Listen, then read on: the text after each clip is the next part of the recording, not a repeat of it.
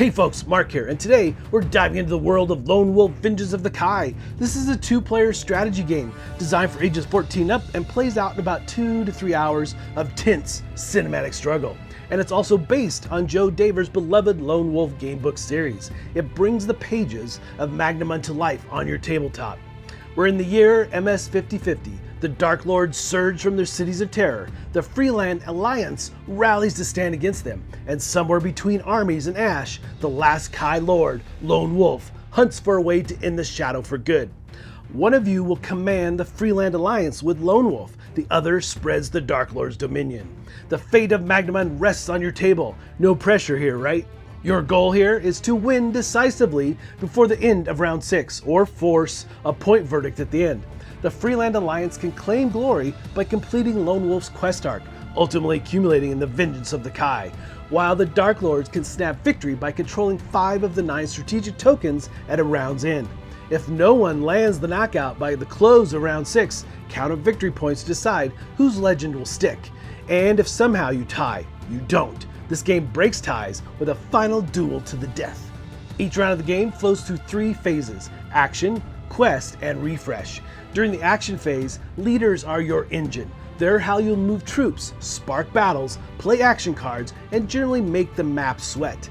But the other side won't just sit back. Your opponent can throw down a challenge against certain cards, forcing a dramatic roll-off. It feels like a tug-of-war of wills ripped right out of the Lone Wolf books. So when these armies meet, we jump to the battle board. Defenders may summon a leader, players can choose to duel once per round, and non-dueling leaders can play their cards. Then the troops clash, and finally, you either retreat or press on.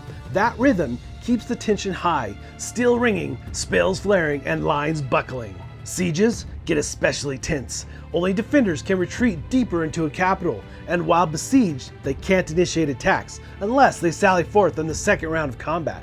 If the attacker pulls back, they can stay in that territory, but can't hammer the capital again that same round. It's claustrophobic, risky, and oh so cinematic. And then there's the war at sea, which might be my favorite part of the combat in general.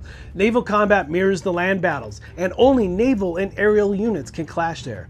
If the attacker holds the sea zone, they can unload troops into the adjacent land before ground combat. If the Cran can't retreat back to the Darklord territory, they're wiped from the skies, and the Juggernaut. That monster ship rolls an unblockable bombardment die into adjacent land battles every round. It's brutal, and it changes the whole feel of the coastlines. Then comes the heartbeat of the story, the quest phase. Lone Wolf hunts the Summer Sword, seeking the lore stones, and when all prior quests are complete, strides into the climactic vengeance of the Kai. Quests resolve through duels, Lone Wolf squaring off against the enemies shown on the quest card, while the Dark Lord player can boost them with magic action cards. Succeed and you gain powerful rewards. Fail and Lone Wolf flips to recover, missing the entire next round of actions and quests. Timing here isn't just important, it's survival. Sometimes Lone Wolf doesn't have to face danger alone. If you've played the quest companion this round, trusted allies can step in, dueling first and softening up the enemy before Lone Wolf finishes the fight. They may not always survive, but they give him a fighting chance when it matters most. And when you reach the biggest quest, the pivotal battles that lead into the final vengeance of the Kai, the Dark Lord player chooses which of their most feared leaders will stand against him, bringing one of those monsters down to 0 endurance while wielding the Summer Sword, and you don't just win the duel, you can permanently destroy the Dark Lord. That's the kind of tabletop moment that I love, and you'll be talking about it long after the dice have cooled. Speaking of which, that Summer Sword isn't just a powerful weapon, it's the Blade of Legend, the key to permanently defeating a Dark Lord when their endurance hits 0 in a duel. The moment the sword enters play, the whole table shifts. Every Dark Lord feels a little less untouchable. Finally, the refresh phase is your breath before the next storm.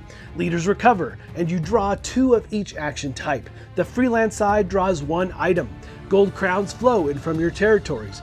Necromancy and Druids stir if the conditions are met, and you can build new troops. On round 2 and 4, both sides also recruit from the top 2 leader tokens. It's a chance to regroup, rebuild, and sharpen the blade for the next strike. All of this plays out across a living map. Strategic territories matter.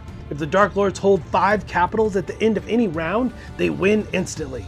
Swamplands will bog down ground troops, and the Mocking Gorge blocks passage. And the Darklands itself will eat away at invading Freeland forces. unless you control Botar, which flips that script entirely. Every march feels like a risk, every choice like a story beat. So, if you're ready for armies colliding, leaders clashing still in the dueling ring, and Lone Wolf threading the epic quest through the chaos, Vengeance of the Kai absolutely sings on the table. Sharpen your swords, steady your nerves, and I'll see you in Magnamund. Alright folks, just a reminder once again, this has been a Dice Tower paid preview, and everything you've seen has been in prototype form, so keep a close eye on the campaign for any changes that still may occur. Now with that said, this game truly has that epic feel. These two forces clashing, asymmetric abilities, cards that you're going to put into play, leaders, and how you use your troops to do the various battles and so forth. There's a lot of fun to be had. Again, I think my favorite battles are the naval battles, the aerial battles really appeal to me, but you're using dice, and you're using all the tools available to you with the different troops to take out your opponent. Now, the Lone Wolf part where you're going for those quests and the Summer Sword, yeah, I really enjoyed that aspect for sure. Some really neat things that are happening there. But the Dark Lords have their own set of tools as well. And also, I wasn't really aware of the books. Yeah, I know. They started in 1984, it's like 40 plus years of them, and 12 million copies sold, something like that. And it is one of the pioneers of the RPG game book genre, and one of the few that stretches across a 32-book epic story arc. Pretty impressive. So I wasn't aware of it. I'm gonna go check it out, get a little closer look at it now that I've played the game. But folks, ultimately, if it looks like something of interest to you, I'm sure they'd appreciate your support. So I think that's it for me, and until next time, we'll see you at the table.